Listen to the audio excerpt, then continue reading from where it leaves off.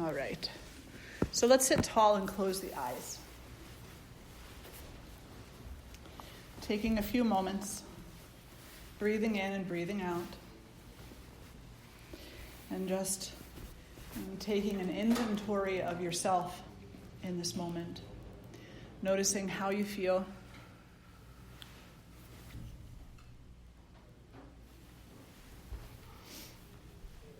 Noticing if you have been inquiring deeply of yourself, given the conversations we've been having about our bones, our wholeness, our oneness, our brokenness, our intentions.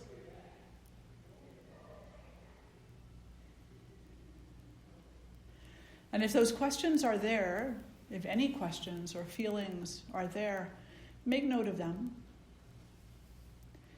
Recognize that they are an ongoing inquiry.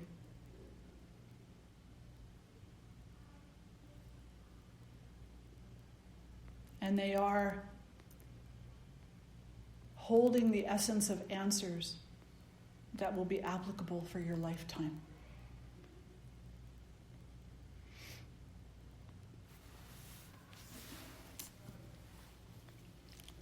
And then fluttering the eyes open or keeping them closed, I will read you a story. And again, the stories that I'm reading are coming from Women Who Run with the Wolves by Clarissa Pinkola Estes. Just such an amazing author, and a wise woman who has truly done her work in coming to understand the condition of the feminine in this world. Why we find ourselves where we find ourselves at this point in time, where we've come from, and the path that has been followed to get us here. So I highly suggest all her books. Each one is amazing. This particular story, which is a little shorter than the other, is called The Woman with Hair of Gold. There was a very strange but beautiful woman with long golden hair, as fine as spun gold. She was poor and without mother or father. She lived in the woods alone and wove upon a loom made of black walnut bows. A brute, who was the son of a coal burner, tried to force her into marriage. And in an effort to buy him off, she gave him some of her golden hair. But he did not know or care that it was spiritual, not monetary, gold that she gave him. So when he sought to trade her hair for merchandise in the marketplace, people jeered at him and thought him mad. Enraged, he returned by night to the woman's cottage and killed her with both his hands and buried her body by the river. For a long time, no one noticed that she was missing.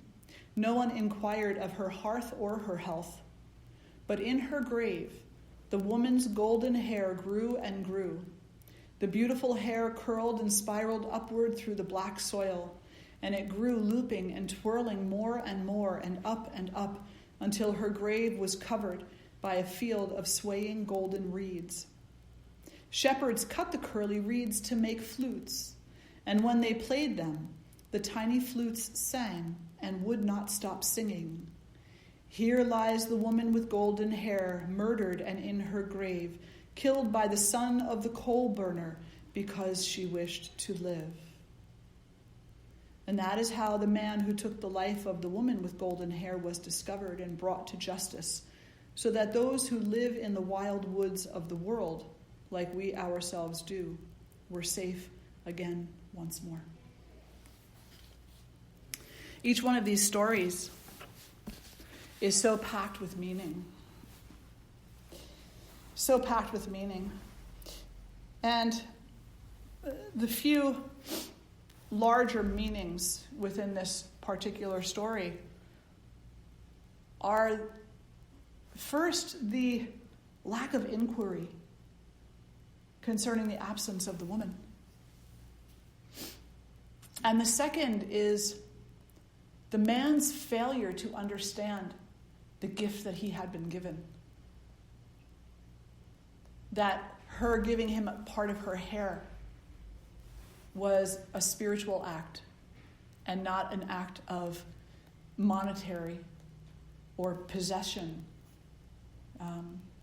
It would not fulfill his greed or his ignorance. But that if he had accepted the gift that she gave him and honored it, that instead of remaining ignorant, he could have come into a place of dignity and relationship. So these two experiences within this story say a lot about where we are and the obstacles that we need to encounter in this life because of where we find ourselves, the culture that we're in, etc., and so on, the time. Nobody asks after us, you know. A young girl goes off to the prom and something happens. Maybe a boy tries to kiss her who she didn't invite, you know. It's dropped quickly. A woman is in a work office and a fellow employee or a boss comes up to her threateningly or seductively, and she's not asked after. Even if she shares it with people, she's not asked after. She's expected to drop it quickly. A woman loses herself, her own identity, tells her lover, I feel so lost, disconnected from the purpose in my own life. Tells her parents, I don't know who I am anymore. Tells her children, I'm just trying to find myself. And instead of being met with inquiry, she's met with, but when is dinner going to be ready? But when is your work going to be done? But when can you serve me? Get me what I need. This failure to ask after women is not just men not asking after women, it's also women not asking after women. And this is so very present today in our society. It is an atrocity. An atrocity. That we are so quick to jump into the assumption that a woman is trash, that a woman is wrong, that a woman is this, that a woman is that we don't take the time to ask after her, to ask after her dreams, her inspirations, her longings, her desires, her wants, her experience of life. Instead, we put her in front of our eyes as a symbol of either what we lack or what we fear we don't have. And this may or may not sit well with some, but that's exactly what happened with J-Lo and Shakira at the NFL. No matter who you are, you need to admit that for a 46 and 50-year-old woman, wow, oh my God, amazing. That would have been enough to celebrate them. To say, look at what these women are doing. At an age where I'm 56 now. And first of all, I wish I could dance like that still. There was a point in time I could, but not anymore. I don't know, maybe I could. Yeah, maybe we will. But maybe. But instead of stopping there and celebrating the creative expression of the wild woman, it had to go someplace else. And where it went to, in my opinion, and this is my opinion, I'm not telling you how to think, is sadly what I see as a place of ignorance. They, men and women, made such a huge thing about the crotch shots and all these other things. But what they didn't tell you was that what they were wearing were costumes. They're costumes. J-Lo didn't have a thong on. No. She had a black piece of material sewn into a white piece of material. There was no skin there whatsoever. But now go and turn on the Dallas Cowboy cheerleaders. Those are thongs.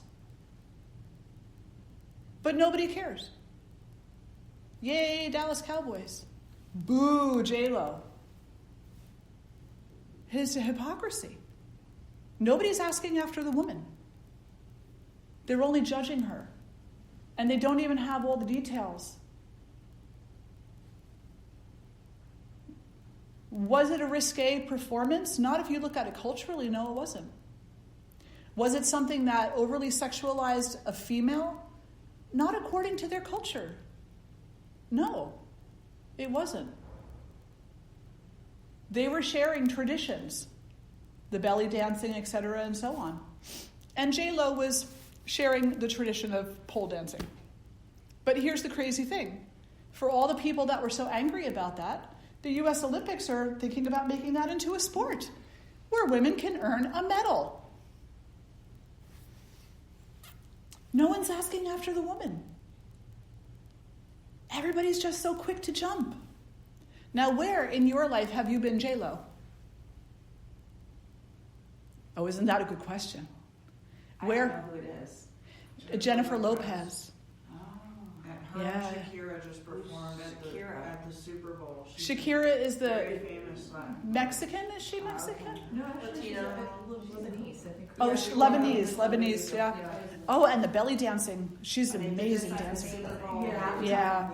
A couple of years ago, didn't Janet Jackson drop her top or something? That was a malfunction. That was in the 80s, like No, I don't 87 know. or something. I don't But watch yeah, TV. totally. But you know what did happen last year was that Adam Levine did a striptease.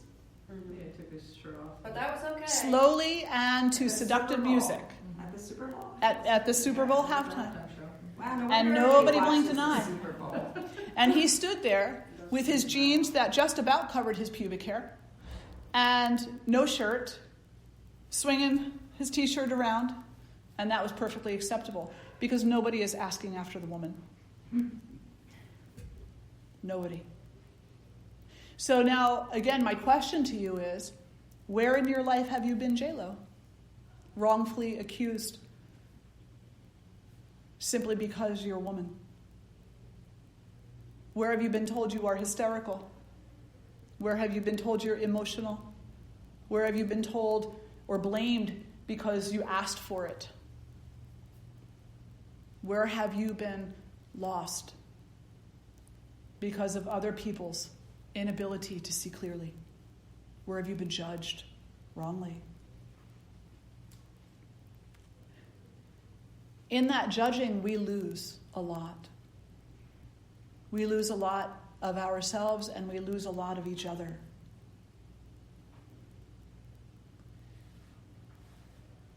And in this particular story, the loss of the woman didn't matter. Nobody asked. But that wouldn't last forever. Because the very energy of the woman herself grew up into the reeds that would become flutes that would sing the music of her story, which is symbolic of the eventual victory over the aggressor, over the judge, and over the jury. That eventually the truth will be known.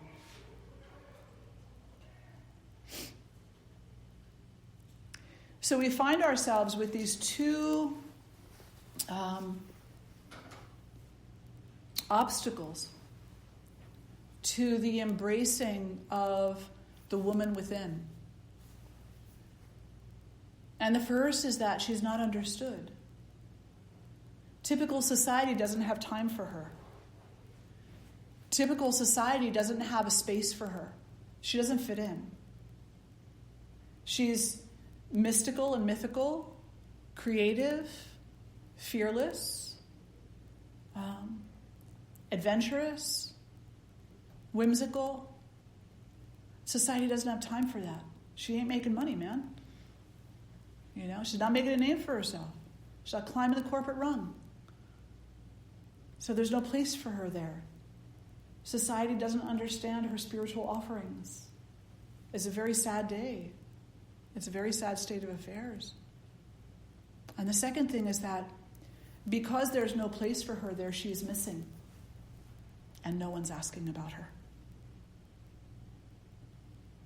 Partly out of ignorance, and partly because they just don't even know she exists. She's been trained out of the masses. But that won't last forever. Because inevitably, the reeds will grow. And the people will seek out the answers. And when they are seeking out the answers, they don't have a choice where they'll get them from. The mother is everywhere. And through the simplest inquiry, she'll become known again. And hopefully it will be in such a powerful way that those who would judge us and hate us and misunderstand us will be corrected. And they'll start asking after us. How are you? Where have you been? What has your life been like? What have you given up for someone else that you would like to now take back again? Where are your bones? Can I help you in recollecting them? What do you want people to know about you? What do you want to share? And how can I support that? So what are your thoughts? Wow. Yeah. What are your thoughts and questions? Do you see that we're not asked after?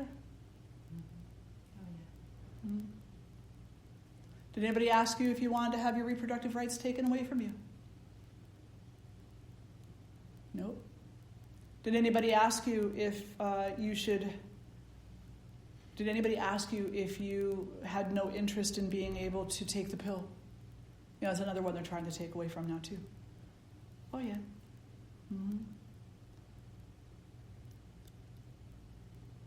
Nobody asked her if she wanted to marry that person. When was the last time someone said to you, do you want to get married someday? Or did anybody ever ask you that? Everybody wants to get married. Everybody wants to Exactly. have children too. That's it exactly. And if you say, well, actually I don't, then they look at you Oh, yeah. confused. Yeah, what do you mean? Yeah. What do you mean? Of course you want. Of course you're going to want to get married. This is not understanding the spiritual gift. You just gave them the spiritual gift of diversity, and they said, no, it's just hair. It has no value. You have to fit in. Yeah. Oh, everybody wants to get married. Yes. Did you want to say something? Me, No. I've never experienced a lot of this. So I feel like I'm an oddball. Like growing up, my parents could have cared less if I got married or not. I mean, not that they didn't love me, but I would have just said, yeah, I want to get married. And I finally decided I do want to get married. But it wasn't expected of me. And I, don't expect my son to have children if he doesn't want to. I know some grandmothers are very doting. Very much so. And, I just never felt like I couldn't get what I wanted. Yeah. Just second that. Yeah. I had that same upbringing. I'm an only child too, and my parents never put pressure on me to get No. married or have children. That's wonderful. And I actually thank them for that. My dad's still alive, and I say thank you. Do you have friends who were different than that? Yes, Yeah. lots of different expectations. I do. Yeah. I tried out for cheerleading. I didn't make it. I pouted a little bit, and it's like, okay, move on. There's other things to do. I don't need to be a cheerleader. I didn't really, really want to be a cheerleader, so it wasn't that disappointing to me. Yeah. And, if I can't do something, I'll do something else. Mm-hmm. It's a beautiful thing to be able to have had that kind of an upbringing, because now you're a torchbearer. Yeah. Well, I was always a tomboy. I don't know if that has something to do with it. I feel more comfortable around men than ladies. I don't know. That's a good question. But sort of. But if you did not experience those types of setbacks and obstacles, then there's a part of you that hasn't been lost because of that. Mm. So you're a torchbearer. I'm a little bit ahead of the game that I don't have to deal with a lot of the bones that are laying there. And you can remind other women that it's possible. I do. Yeah. I work with a lot of women in their like 20s and 30s. We've hired a lot of interns where I worked and everything. I always tell them, some of them are like, I don't really want to have kids. Like, that's fine, don't. Yeah. It's okay. It's like, I would not recommend it, but if you're not feeling it, don't do it. Exactly. Absolutely.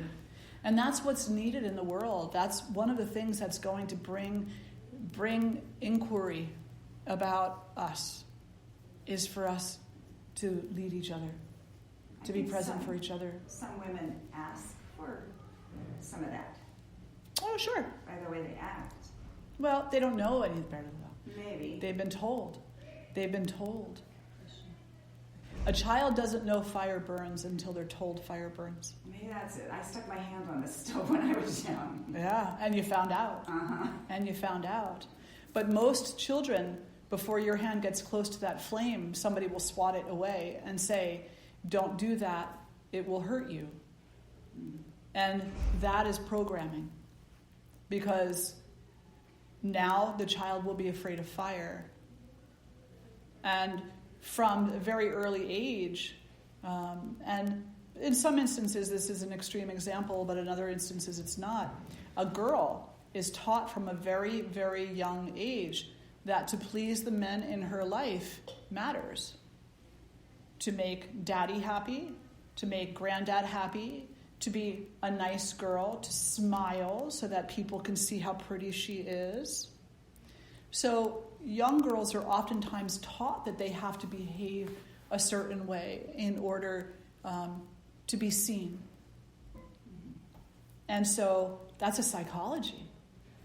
And certainly there comes a point in time where we must be responsible for our own psychology. But can you tell the blind person that they're ignorant if they don't see the tree in front of them that they walk into? No, of course not. They have to be taught how to see it. There's this whole thing with home education now with students where the kids who are being homeschooled, first they're unschooled, right? Because they already were in schools. And they have to kind of start with a clean slate. So they are unschooled, and then they go to homeschool. If they just go from the regular school to the homeschool, they found out that there was a lot of issues because of lack of structure in this thing. Different structure, we'll say. But if they went through the unschooling experience, then it made the homeschooling much more effective. So now we can look at women and we can say, what kind of unschooling do we need to go through in order to realize that it doesn't really make us pretty to smile for someone else's benefit. And that our thoughts, our dreams, and our aspirations do actually matter. But they matter to us, not to anyone else. And that we have a right to connect with that wild wolf inside, with the woman, with the goddess, with whatever you want to call that.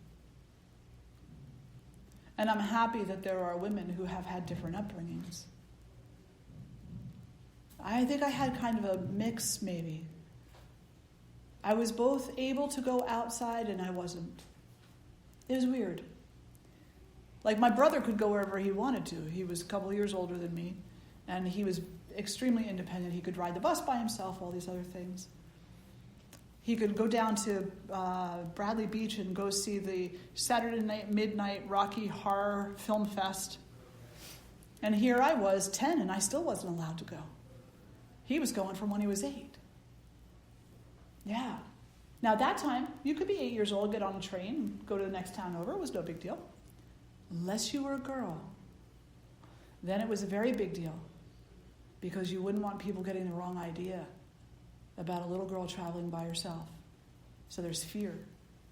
Yeah. And then I was a bit of a tomboy, too. I loved snakes and mice and, playing outside, climbing trees. And so that's not ladylike. That's not ladylike. You got to come down. I don't want to come down. I want to stay up. No, you must come down. You must conform. So ask yourself, where have you conformed in your life? Where have you become lost? Take a few moments, if you have a piece of paper, or to just think about that. Where in your life have you conformed, or in other words, become lost to yourself?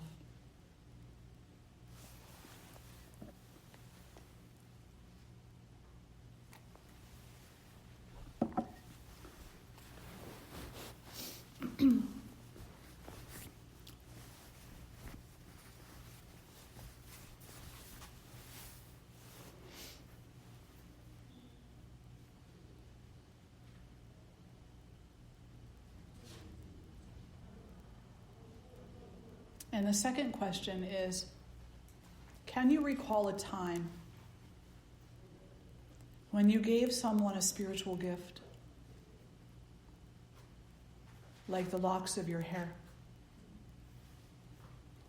and they didn't understand?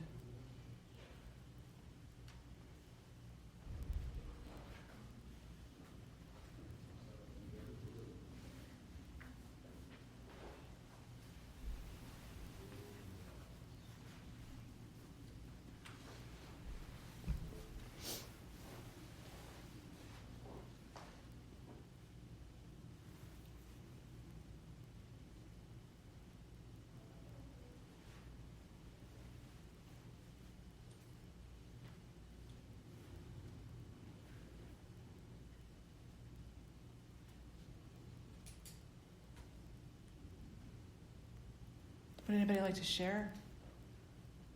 Yes? So I think my dad was always just very hush-hush with emotions, I was too sensitive and too emotional, and my feelings were never validated. And so I find in relationships, I think that applies, so I don't want to be too much and I don't want to be too sensitive, or even just in real life situations, it's that's seen as such a negative thing, but I think I'm starting to see that it's beautiful and it's powerful to feel deeply, and yeah. Absolutely. And it's who you are. Right. It's who you are. In the yoga tradition, it's said that emotions are both a birthright and a curse. You're a human being with 5 senses and a mind and an intellect and an ego. And as a result of that, you're going to have responses and reactions to life. Just don't let them get out of control. You're always the one leading. The emotions aren't the ones leading. But feel your emotions for sure. Because emotions can be a gateway to creativity.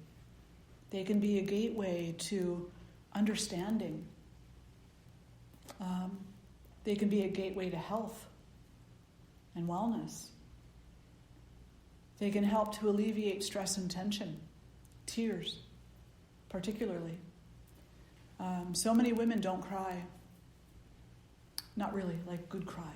Good cry. And so many women have so much to cry about. But they just stuff it. And the more that they stuff whatever it is that's tearing them apart, that's stealing their bones, as it were, it is overproducing cortisol in their bodies. And cortisol is a stress hormone that when it builds up too much in the body becomes a threat to the heart physically. High levels of cortisol in a woman's physical body can lead to heart failure, heart attack, and death. Don't stuff your emotions. Cry. because tears are one of the only ways for those cortisol hormones to come out of your body. They're a large hormone. They are not easy to break down. So cry and laugh, because laughter sets the soul free. Laughter releases endorphins that bridge the brain barrier and allow you to exist in the frontal cortex versus the primal brain. Laughter lets you see things. It opens up your eyes, opens up your air passages. It makes space within you. Laughter is fantastic. Fantastic. It's good for your digestion. See, emotions, they're good for you. Unless they're not. And you know the difference. You absolutely know the difference. Emotions can be an indication of dysregulation, of imbalance. So if you find that you are always crying and for no apparent reason, then that's a sign for you to listen to. It's a sign for you to pay attention to. Not something for you to stuff away and pretend it doesn't exist out of a sense of inconvenience. It's telling you. It's saying you need to pay attention to something. What do you need to pay attention to? It's a roadway sign. You know, if you saw a road sign that said one way and you ignored it, if you're going the wrong way, you're in trouble. It's a road sign. It's saying something needs your attention. Pay attention. So look at your emotions as a gift, not a curse. And if you have to cry, cry. And if you wish to laugh, then laugh. And be grateful for the gifts that both bring you. And if you have something to have grief over, then experience your grief. Because grief is a very powerful emotion that can either heal you or kill you. It can either heal you, it's like two ends of the spectrum. It can kill you, it can heal you. Depends on the relationship you wish to have with it. But if you deny it, that's not a relationship at all. Not a relationship at all. Thank you. Anybody else like to share? Yes? Well, I was saying that my parents never put pressure on me to marry or have kids. There were other pressures. No. Of course. The truth comes out. Well, yeah. I'm grateful for the ones that they didn't give me because they are helpful. And Oh, yeah. physical pressures are very high from my dad. My dad is incredibly focused. He's an unusual man in that he's very open emotionally. He will talk about anything and he will tell you how he feels, and we've always had those conversations as long as so that's a gift. On the other hand, he's so focused on how people look physically that became a very large burden for me to carry. And very specifically, Julia's read the story, but very specifically once when I was 16, I was in my parents' bedroom because they had the full-length mirror, and I was getting ready to go out or something, and I was looking at myself in the mirror, and I'm like, I look pretty good. I'm thinking to myself, it's like, you know, as you're sort of becoming mature and you're like starting to think about yourself out in the world, it's like, yeah, I think I can do this. And I feel all right. I feel good about how I feel and look. And he was passing through the bedroom, and he looked at me and he's like, you're a beautiful girl, but you're always going to have to watch your thighs. And that was, and we conversed about this. This is an open conversation that he and I have all the time. He's like, I was paying you a compliment, is what he says. I was telling you you're beautiful. I was like, no, all I heard was that your thighs are too fat. He stole your thigh bones. All I heard, and they weren't even then. Now as I look back at pictures, I was like, oh, they were not. Yeah. And my mom had a little bit of weight issue there, so I'm sure he was seeing me, and just trying to protect me. And so I understand now that his motive was not. But boy, when you're 16 and you hear that, Totally. And he didn't even probably know what his motive was. It was completely subconscious. absolutely. Completely subconscious. Right, and he puts the same pressures on himself. He's a man who went to the gym 4 days a week, and just always wants to look nice. And, so it's not like he was like putting pressure on me that he wouldn't put on himself. But Well, it made you anorexic. it did, yes. I did become anorexic very close. I almost became bulimic. I was like trying to make myself throw up and couldn't. Once, hallelujah, that didn't work. Yeah. And so, it did, I got very skinny, and then my parents divorced and I gained a lot of weight. So it's been, a burden that I have borne, at least through my 20s. Well, You were about to die from being too skinny, and Well, I told you that you finally looked good. yes, this is true. That Yeah. when I was 105 pounds, at my very skinniest, this was in my sophomore year in college at that point. At 105 pounds, he thought I looked really nice. He thought I looked good. So, there's a dysmorphia there. Yeah, absolutely. And as a kid, you can't really protect yourself. You don't know. You don't know. Yeah. And this is your parent that you're talking about, the person who is supposed to protect you, Right. the person who is supposed to ask for you. Right. And in so many other ways he did. Yeah. Emotionally, like I said, we can talk about anything. And like I said, we can talk about, he and I talk about this to this day, but he still doesn't understand what a stab that was. Yeah. And he may women. never. Women carry those messages in a way that I don't know that men necessarily do. Agreed. And so we can go and we can look at the spiritual gift. So here, this is a man who has been given the spiritual gift of a daughter. And he doesn't understand. At least not in that instance. Right. Yeah. And so now your life is spent recovering from what it was that you were caused to believe about yourself, which wasn't true. Right. Yeah, absolutely. And I'm so happy to hear that you have a good relationship with him now, and that you talk, and that, that is there. Yeah, I hate to think what it would have been if we didn't have all the rest of it. There are some who can't. Exactly. Absolutely, there are some who can't. Completely. But, it's a great moment also to bring up epigenetics. And to just say that tendencies run in families. I wonder why he felt that way. I wonder, it couldn't be just that your mom had heavy thighs. Nope. He had to make a differentiation somewhere. He had to have been told. So who told him? Here's a story for you. So there's a young girl, and every Thanksgiving, she gets together, she's with her mom, because she's really young, she's 12, and her grandma's there, and her great-grandma's there. And her mom makes the turkey, and in making the turkey, the mom cuts off the legs, and cuts off the two ends and throws them in the garbage. And the girl says, "Why are you doing that?" She goes, "I don't know, Mom, my mom used to do it all the time." So she goes back to her grandma, her mom's mom, and says, "So why does mom do that?" And she said, "Because you did it." And the grandmother says, "Well, I did it because that's the way that my mom did it." So she goes to the great-grandmother. And she says to the great-grandmother, "Well, why does mom do that?" She said it was because grandma did it, and grandma said it was because you did it. Why did you do it? She goes, "Oh goodness, I don't even remember." "Oh, that's right, because the turkey wouldn't fit in the pan."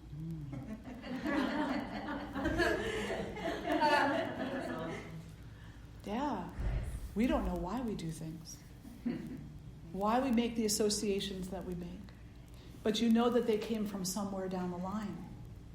So now because we're investigating this in our moment and in our life, it is up to us now to take a gentle inventory of what we're carrying forward to our children, our children's children, and so on. It's important that we break that cycle so that there is someone asking after you, and that there is someone asking after every female child in your family and every male child in your family. Because that's a whole other conversation, but they have a whole different area of concerns where, things that have been held back from them. It's not just about women not being asked after. Our boys are not asked after at all. They're told they have to be a certain way. No tears, no emotions. And so they grow up cold, distant, confused, bitter. It's powerful. Somewhere it has to stop. Somewhere the cycle has to turn around. And we have to recognize that what I was told was not true.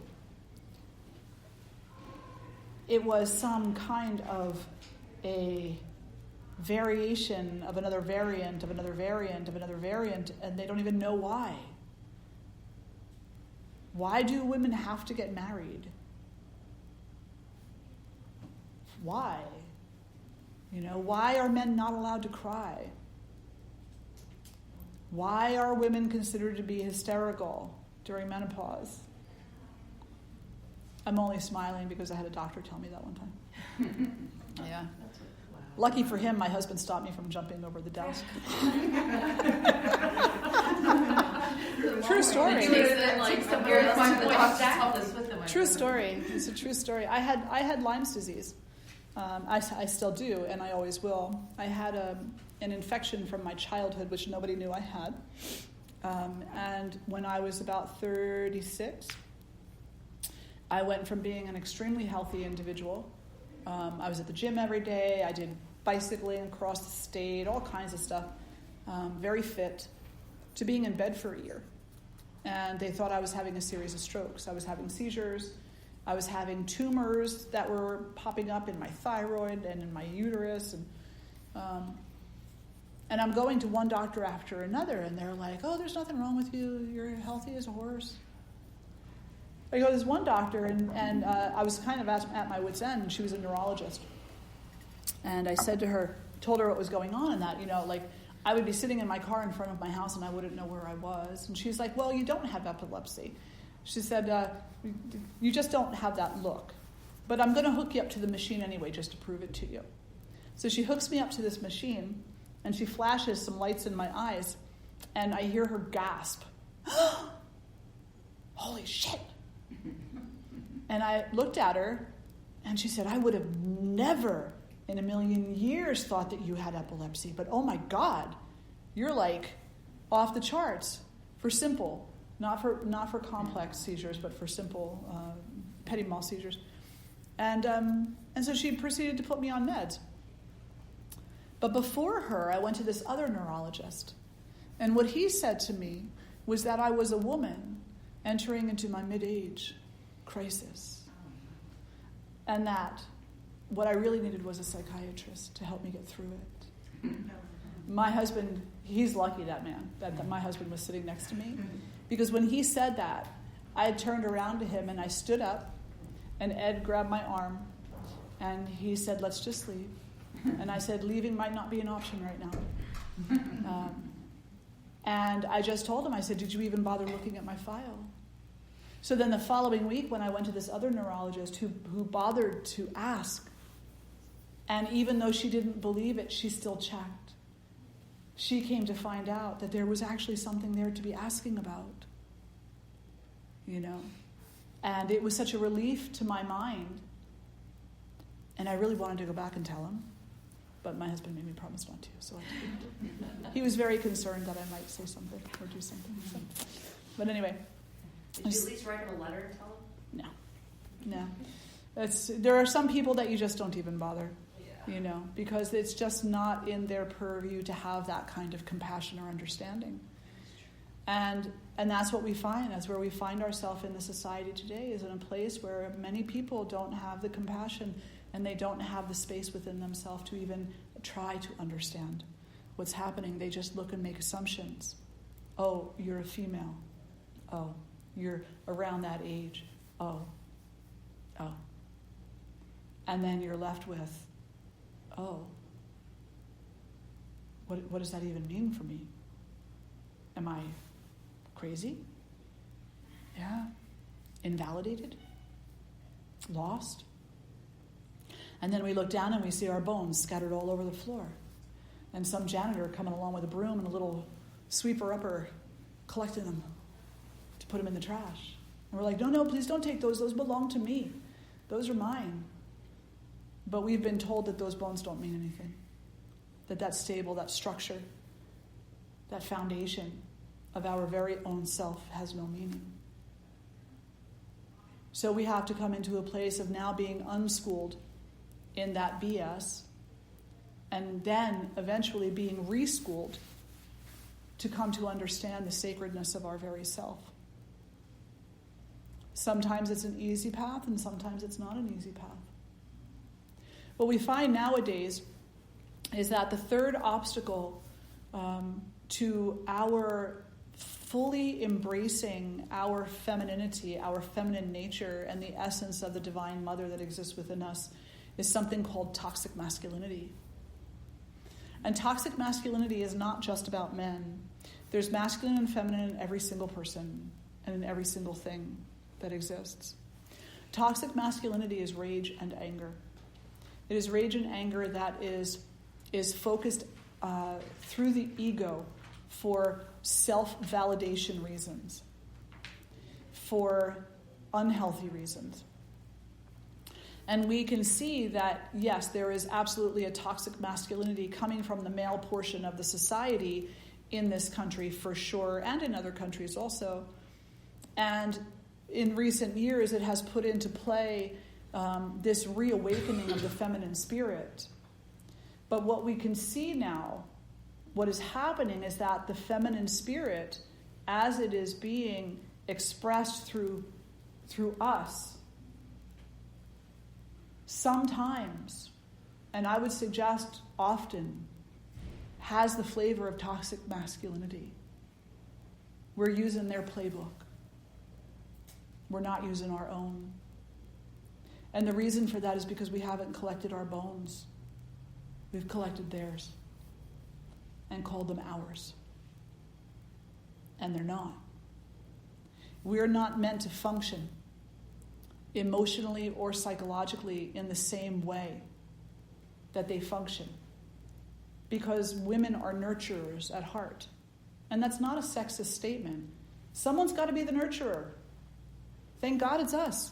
We're good at it, That doesn't mean that you can't also be the protector. You are the protector. Remember the wolf bearing her teeth? Of course you're the protectors. And you're also strong. You're the one who can go out hunting and bring back what's needed. And you're also the one that carries the burdens of everybody else's problems on your shoulders. So of course you have all those abilities. But where you're not at home is in the realm of disconnection.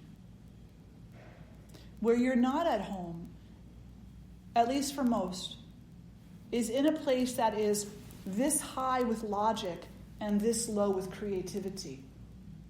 This is not where most women are comfortable. It has to be more here. This is masculine, toxic masculine. This is toxic feminine. And this is balance. So if you have only creativity and you shirk every other responsibility in your life, then that's a toxic femininity. If you have only logic and you shrug your shoulders at creativity and you think it's nonsense, then that's toxic in a masculine way. But if you use your creativity to inform your logic and use your logic to inform your creativity and you love and appreciate them both, then that's balance. We're not in a place in balance. We're not in a place of balance in the world right now. We're at a place where people are either being too logical, and so much so that they're making stuff up that isn't even happening, or they're denying what is happening. That's probably more accurate, denying what is happening. And that seems to be where both male and females are going to, is the toxic masculinity. And then there's a small portion of the population that are kind of going toward this extreme feminine, which is kind of the rose-colored glasses and everything is peachy keen. It's only love, love, love, love. That's all I'm ever going to see. I'm not saying that that's wrong on some level. It's not, but it's not healthy on some level. It depends on how it's being applied and how realistic an individual is being about it. Spiritual bypassing is not healthy. Using the feel-good theories in order to demean other people is never a good thing. And denying that issues, challenges, and problems exist in our world simply because we're uncomfortable facing them is also not healthy. So there's a little bit of that going on in the world, but there's a lot more of the toxic masculine. There's a lot more of the force, the judgment, the anger, so out of control. So out of control. And with no good reason. Because you said hello. Because you have a difference of opinion. To attack viciously. Like a rabid dog attacks. So that is also in the way right now of the reclamation of the feminine in both men and women. We talk about this in a females group as it pertains to us as women. It's equally important that men connect with the divine feminine within themselves as well. Because that's what empowers them to be nurturers. That's what empowers them to see the spiritual gift in a lock of hair. Right? Absolutely. That's what empowers them to ask you sincerely, to ask after you. That's what empowers them and empowers their kindness.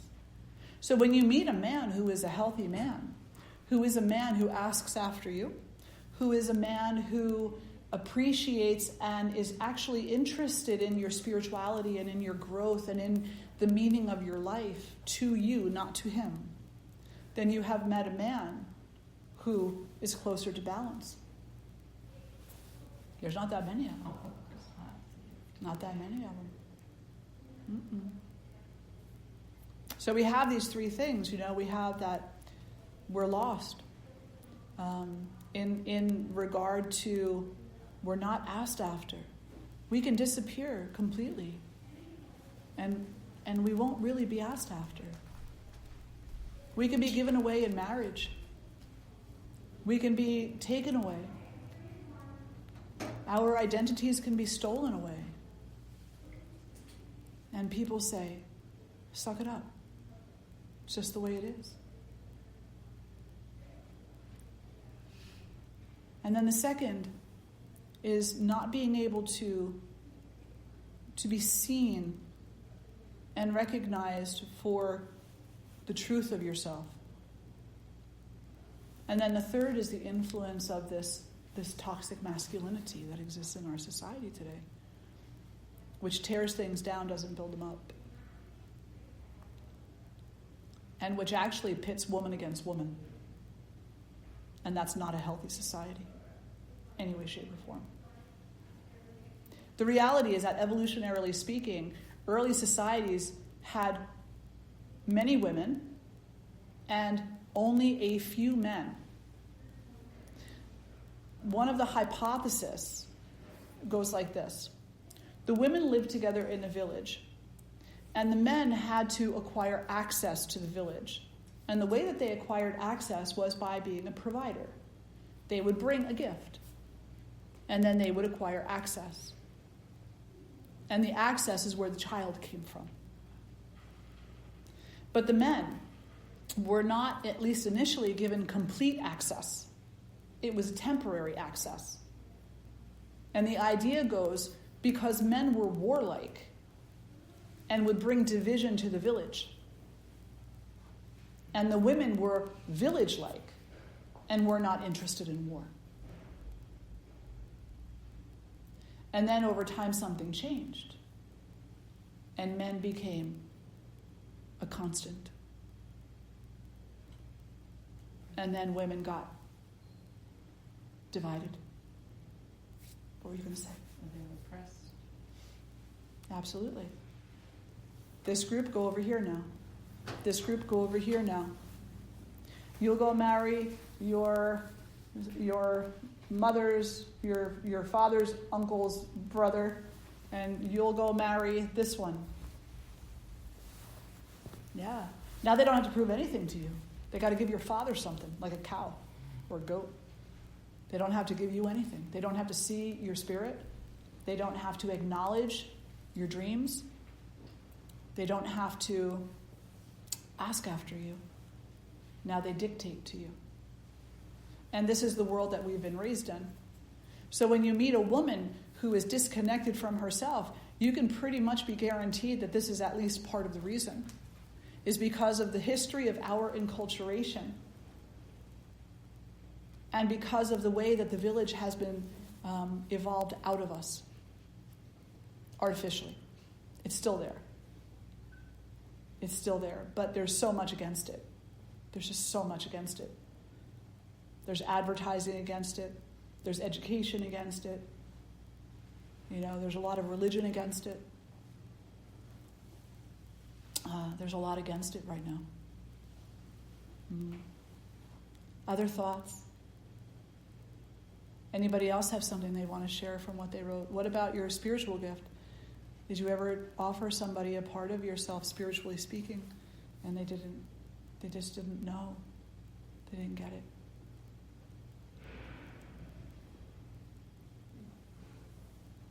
I think trying to share yoga sometimes, like with my 92-year-old mother. Yeah. She's stressed, and I thought, well, maybe let's sit down and meditate. It's like just not in her realm. Yeah. So I thought, spiritually we could understand each other. And it just doesn't work sometimes. Yeah, it doesn't work sometimes. And it's a beautiful intention on your part. But she's fighting all the same things you're fighting. Yeah. Yeah. But she accepts it. Yeah. A little, Exactly. So it's even harder, maybe, in some ways, for her, because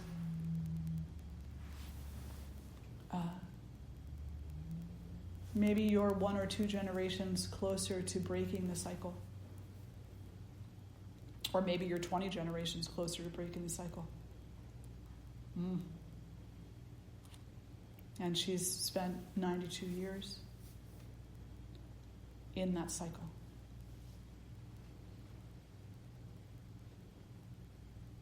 So what are your thoughts and reflections? What do you think about this afternoon's conversation? Do you see how the experience of being lost to oneself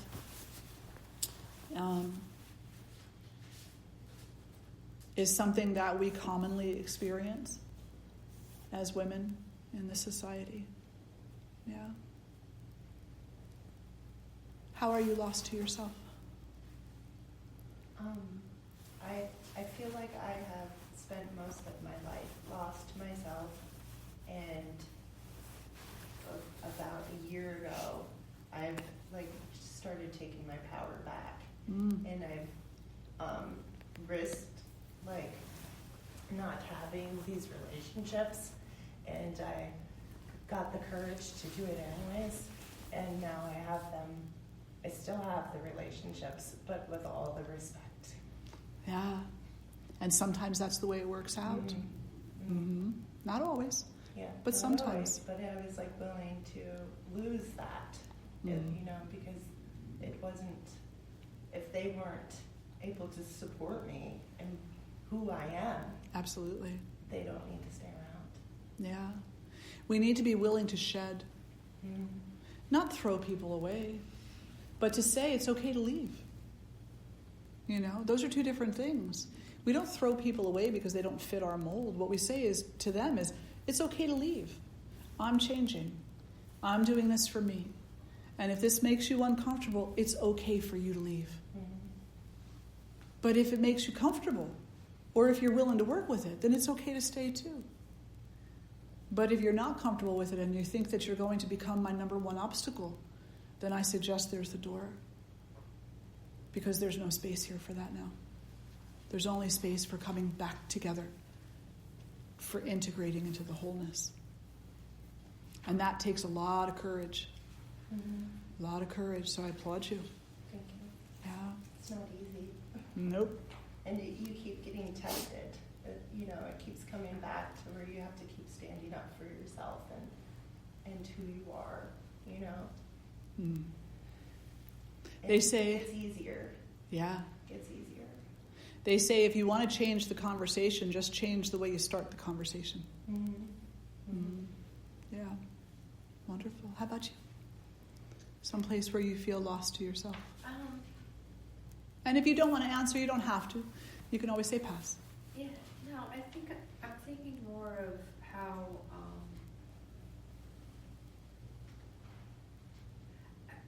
I don't know that I was thinking about that so much. It's more of how if there's so many women that are so lost to themselves, how can we identify that within other women and help bring that out? Does that make sense? It does. And help them come out of that. Do you know what I mean? I do. Yeah, that's more what I was thinking about. The only way that you can help another woman is to be that yourself. Because the work that we do spiritually is not about fixing other people. And on some level, it's not even about helping other people, because helping is a really interesting word. If we don't know who we are, how on earth will we ever show them who they are? It's not possible. If I don't know who I am, if I'm still functioning under the pretenses of an overbearing father figure and a paternalistic society who tells me that just because I'm a woman, I can't serve in my church, I can't be paid the same amount as a man, I'm hysterical when I reach middle age because it's that time for every woman. Then how, if I'm still functioning under that, how do I tell you, don't function under that? I have to address me first. And then the beautiful thing that happens is that by doing my own work, I'm also empowering you. Because I'm showing through the example the bravery, the courage, the focus, the discipline, the compassion that are necessary in order to put the pieces back together again. But we can't put somebody else's pieces back together for them. We can only put ours together. And then maybe they see and become inspired. But it won't mean the same thing to every woman either. Because not every woman's experience in this life is the same. We just learned that before. Some of us had overbearing parents, some of us did not, in different ways. So for myself, a sense of gathering up my bones and reclaiming my stability might look differently in my mind and be defined differently in my mind than, say, Eileen. She may have a completely different idea of what that's going to look like. So if I don't know what her idea about her own wholeness looks like, then how can I help her with anything? Does that make sense? So I can't help her, but what I can do is have a conversation. We can have these kinds of conversations, and I can share my work. And if she would like to, she can share her work, and I can come to know her a little bit. But still, no matter how much, Eileen can tell me every single thing that she remembers that has ever happened in her life from the very first second that she was born until right now, and I will still not be able to understand completely what matters to her. Not completely. A general form, yes, sure, absolutely. But not completely. Therefore, the greatest thing that I can commit to in a relationship with anybody is to be my most authentic self and to work very hard to come to a place where I understand what my own inspirations are, what my own fears are, and then have a willingness to share. And then maybe other people will too. And that's the way that the growth happens. Otherwise, we're just chasing after. I said to a student one time, I said, well, shouldn't we want to serve other people? I said, of course you want to serve other people. Of course you do. But what is the meaning of serve? Serving other people is not chasing after their problems in order to avoid your own. You've got to be honest with yourself. There's not a person sitting in this room that doesn't have a boatload of work to do. We all do.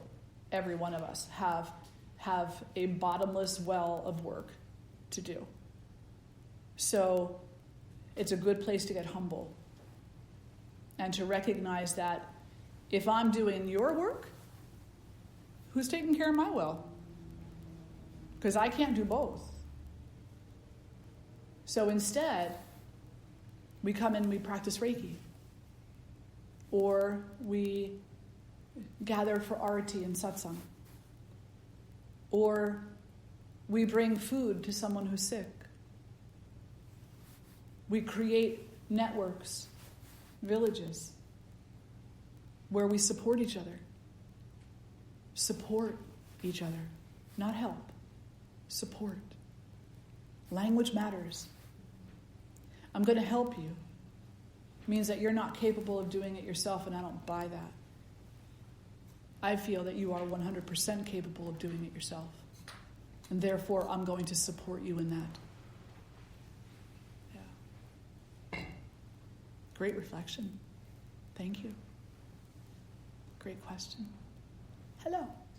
How are you today? Okay, how are you? Very good. Very Interesting, you just said everything you just said, because as I was thinking about what I was going to say, it was like that tied in perfectly, because, I mean, the feeling of having lost myself is a, you know, connected in, like, it sprawls out into, like, I feel 10 different areas, whether it was, like, career, financial, relationships, intimate relationships, family, and it all just seemed to, like, happen over the last few years. But starting, like, a number of years ago, coming out of an 8-year relationship, and it had been falling apart for some time because we both needed to do a lot of work on ourselves, and we were just not at a place where we were ready to do it. And then at that, you know, totally fell apart, had my first breakdown, but came to this spiritual awakening at that time.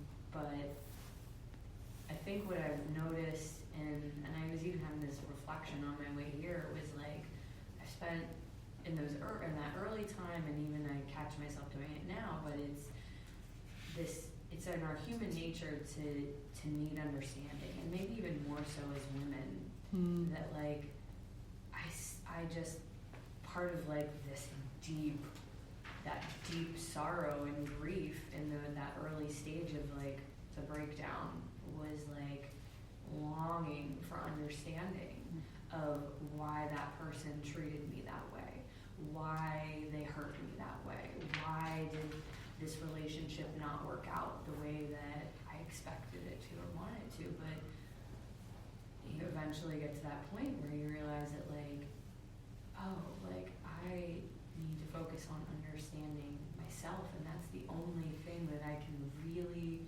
truly do is turn the work to stop trying to understand what everyone else is thinking and doing and why, but what could I have done differently? You know, how can I work on improving, or just, you know, doing that now? And even though I'm still working through those lost, you know, moments, it's like at least having that more of an awareness now is extremely helpful in the acceptance, I guess would be a good word. Yeah, absolutely.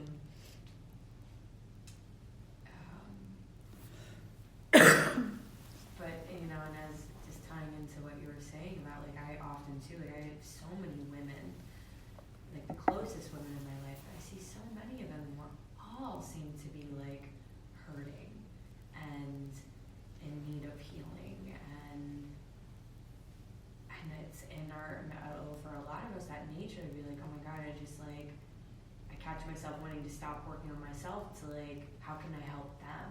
Because I just don't want to see anybody hurting. Yeah. Like, the best thing you can, I mean, you know, and like you said, support, where it's like, every time I read something or hear something, I always want to, like, run to them and be like, oh my God, like, I just read this thing and it was such an aha moment for me, and, like, you should totally read this. But you can't expect that, like, it's going to change them. In Right. the same way it changes you, are they ready for it in that moment? It might not have been meant for them. Right, exactly. It was meant for me, but I just want to like Share. put it all on, everybody that I can. But I don't know, it's that delicate balance of just, hey, I read this and you may find it helpful, but I'm trying to learn to stop myself from like, in just conversation with the women in my life, being like, when they tell, just share, and then like, instead of being like, well, maybe you should try this. And it's like I'm trying to like pump the brakes on like offering the advice. Here's a bone. Yeah, it's like my bones. Yeah. It's like, no, just let them talk. And like, well, you know what? I read this thing and it was really helpful. Maybe it would help you, but just changing like the language too that I use, because then it's also just me hearing it again to myself and using different language from my own healing process. Absolutely. Thank you for sharing. Yeah. Lots of wonderful insights. So many. I'm going to do a time check. Boy, is it a time check. With 1 minute to spare. If you have things that you would like to share, then please save them for tonight. And then at some point during the Arati satsang, we'll have another opportunity to come back to this. And in the meantime, it's 3:30. So Jess is going to be arriving any moment now, and she's going to work with you to make some essential oil, take-home fun stuff. And so I know you'll enjoy your time with her. She's wonderful. She comes in and she does all our festivals with us, and it's all young living oils and whatnot. So if you have any allergies, please let her know that. And then I will see you at 6 o'clock for Arati in the auditorium, and that'll be followed by satsang and kirtan again. Dinner will be at 5. Good? Any questions? Any reflections before we go? No? Okay. So maybe take a 5-minute break and then come back in here, and I will find out if this is actually where you're going to be. I think it is. Okay, good. Thank you so much, everybody. Thank you to everybody for sharing also. Thank you.